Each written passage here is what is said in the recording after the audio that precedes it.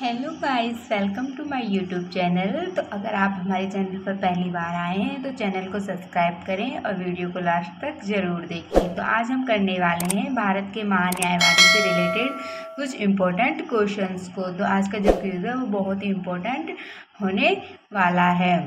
पहला क्वेश्चन है वो है भारत के महान्यायवादी की नियुक्ति कौन करता है। तो भारत के महान्यायवादी की नियुक्ति करता है राष्ट्रपति। तो राष्ट्रपति इसकी नियुक्ति करता है और राष्ट्रपति ही इसको कभी भी इस पद से हटा सकता है। ठीक है, अगला क्वेश्चन है हमारा, भारत का महान्यायवादी किसकी सलाह पर कार्य करता है। तो जो भारत का महान्यायवादी होता है वह सरकार की कानूनी सलाह के अनुसार कार्य करता है। अगला क्वेश्चन है हमारा, महान्यायवादी को हटाने की प्रक्रिया क्या कहलाती है। तो इसको हटाने की कोई प्रक्रिया नहीं होती है, राष्ट्रपति इसे जब चाहे अपनी इच्छा से हटा सकता है। तो इसका पद कैसा रहता है, नियमित रहता है और इसका कोई निश्चित कार्यकाल नहीं होता है। इसे जब चाहे राष्ट्रपति इसके पद से हटा सकता है। अगला क्वेश्चन है, भारत का महान्यायवादी किसे रिपोर्ट करता है। तो ये रिपोर्ट करता है भारत सरकार को रिपोर्ट करता है। अगला क्वेश्चन है, क्या महान्यायवादी सांसद हो सकता है। जी बिल्कुल, महान्यायवादी है वह सांसद हो सकता है। अगला क्वेश्चन है, भारत के महान्यायवादी की मुख्य जिम्मेदारी क्या होती है। तो इसकी जो मुख्य जिम्मेदारी होती है वह होती है राष्ट्रपति को कानूनी सलाह देना, इसकी मुख्य जिम्मेदारी होती है। अगला क्वेश्चन है, भारत के महान्यायवादी पर किसका प्रत्यक्ष नियंत्रण होता है। तो भारत के महान्यायवादी पर कार्यपालिका का प्रत्यक्ष नियंत्रण होता है।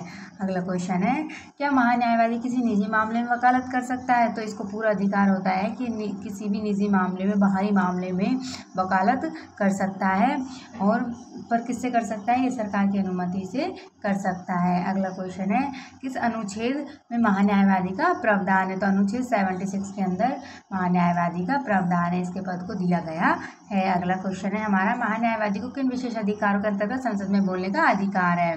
तो अनुच्छेद 105 के तहत इसको संसद में बोलने का अधिकार है।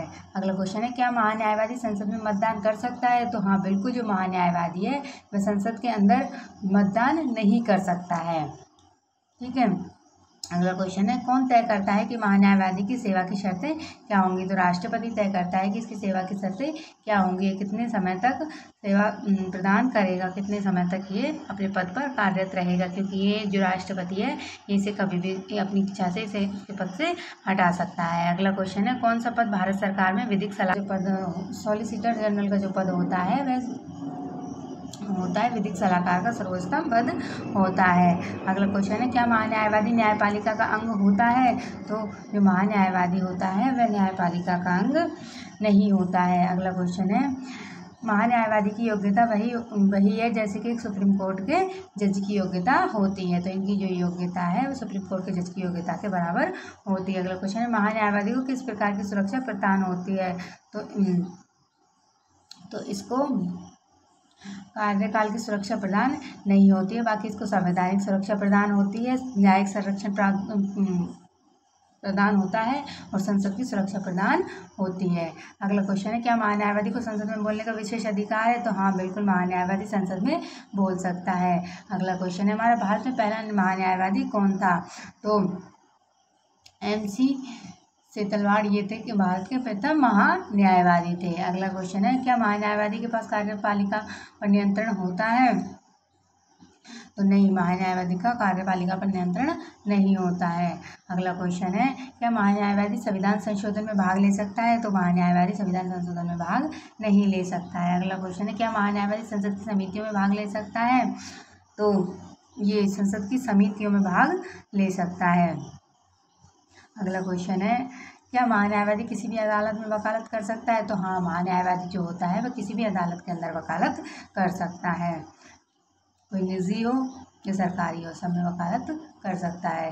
ठीक है, अगला क्वेश्चन है, भारत के महान्यायवादी की नियुक्ति का आधार क्या होता है। तो इसका जो नियुक्ति का आधार होता है उसकी न्याय की योग्यता होती है। किसकी योग्यता क्या है, इसकी योग्यता के आधार पर राष्ट्रपति इसको नियुक्त करता है और सुप्रीम कोर्ट के जज की जैसी योग्यता होती है ऐसी ही इसकी योग्यता होती है। अगला क्वेश्चन है, क्या भारत में महान्यायवादी राज्यसभा के प्रश्नों का उत्तर देता है। तो हाँ, भारत में जो महान्यायवादी होता है वह राज्यसभा के प्रश्नों का उत्तर देता है। अगला क्वेश्चन है, किस संस्था को महान्यायवादी उत्तरदायी नहीं होता है।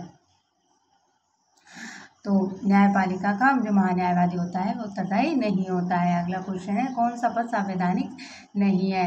तो सॉलिसिटर जनरल का जो पद है वो संवैधानिक पद नहीं है। बाकी जो महान्यायवादी का पद है ये भी संवैधानिक है, संविधान के अंदर इसके बारे में लिखा हुआ है। राष्ट्रपति का, प्रधानमंत्री का ये पद क्या है? संवैधानिक पद है, जबकि सॉलिसिटर जनरल का पद है ये संवैधानिक पद नहीं है। अगला क्वेश्चन है, क्या महान्यायवादी अनुच्छेद 32 के तहत कार्य कर सकता है?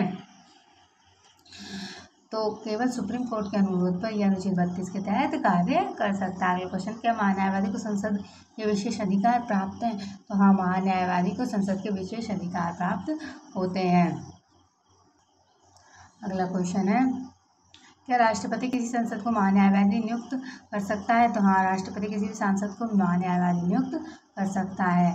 अगला क्वेश्चन है, क्या महान्यायवादी मंत्रिपरिषद का सदस्य होता है? तो होता है, वह मंत्रिपरिषद का सदस्य नहीं होता, कोई सांसद हो सकता है। अगला क्वेश्चन है, भारत के संविधान में महान्यायवादी का वर्णन कहाँ है? तो भारत के संविधान के अंदर महान्यायवादी का वर्णन कहाँ है? ये क्वेश्चन का आंसर आप कमेंट बॉक्स में ज़रूर बताएं, और वीडियो आपको कैसी लगी हो ये कमेंट बॉक्स में बताएं, और वीडियो को देखने लगी हो तो वीडियो को लाइक करें। अगर आप हमारे चैनल पर पहली बार आए तो चैनल को सब्सक्राइब करें, और वीडियो को देखने के लिए आपका बहुत बहुत धन्यवाद, आभार, नमस्कार।